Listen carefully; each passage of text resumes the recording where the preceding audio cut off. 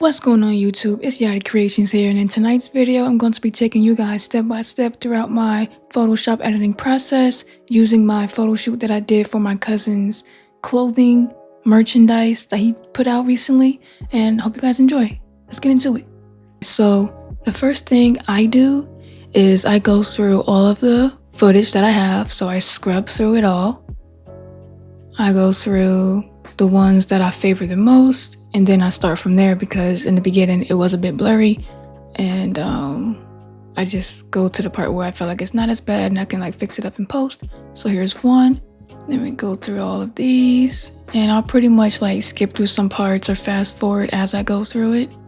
Okay, so after loading in every single photo that I like into Photoshop, I now will begin the process of doing a generative expand on the photo. So let me just go ahead and highlight it. I selected the crop tool, so I'm just going to highlight this so that I can expand it a little bit.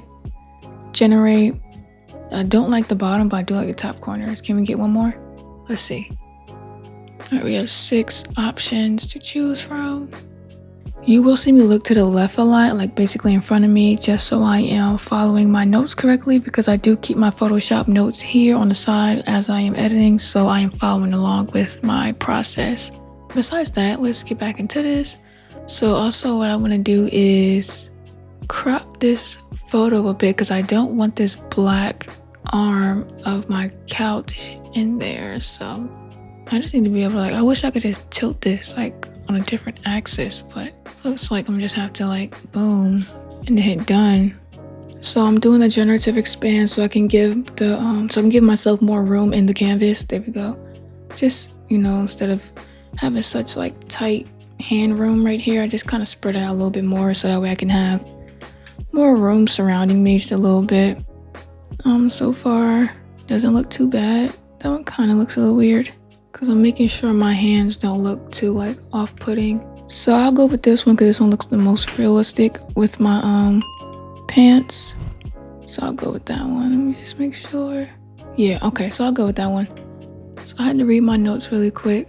After I do the generative expand and I make sure all of that is good, I will export the photo because according to my notes, I have to export this photo and then reopen it as a new photo. All right, so now I'm working with this one.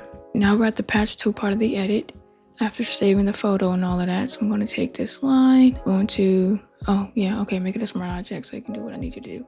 Cool, deselect, boom, and then going to do it again.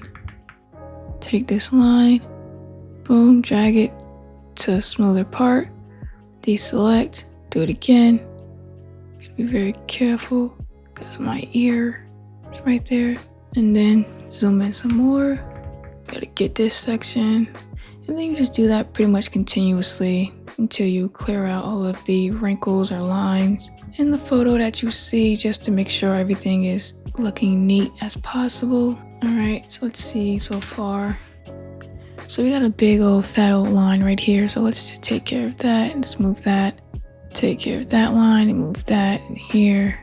Take care of this line, move that, drag there, and this part is just going to be fast forwarded through, so you don't have to sit through this, so don't worry about it. Alright y'all, we are back. So as you can see, this is the progress that I made so far since the last time you've seen it. So this is the after and this is the before. After, before, after, before.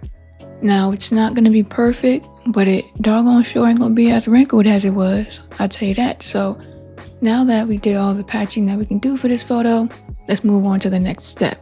Now let's do some retouching of the skin. Let's see if it even needs it. Let's see, because more than likely that's not even a priority because you can't really see my face in this photo, so I don't really think it would be necessary to do any skin retouching here. But what I will do is bring back some sharpness to this photo. I'm gonna go to filter, other, high pass. All right, adjust the high pass as needed. Okay, change blend mode to linear light. Matter of fact, let me Cause hold on, this high pass is like high as heck. So let's just bring that down. And then like look, right? So you're gonna see here how it's like, see how it's blurry here? And I hit boom. So it's like, it brought back some sharpness. The photo was originally like tad blurry, but with these effects and filters and stuff, you can like really bring back an image. So I really do appreciate Photoshop for being amazing and just thinking of everything to help us photographers out. All right, cool. Yeah, just wanted to walk you guys through a bit of my process and what I go through when it comes to like doing Photoshop edits and how that looks for me. I hope this video has helped you with your process. I do want to say shout out to my fiance because she has given me the idea of writing out my notes when I'm editing so that I can always have them and return to them when I need them. So I appreciate her for that. But let's come here with it. But with all of that being said, I do appreciate you guys for watching. Thank you for sharing your time with me tonight. And I'll see you guys in the next video. Peace.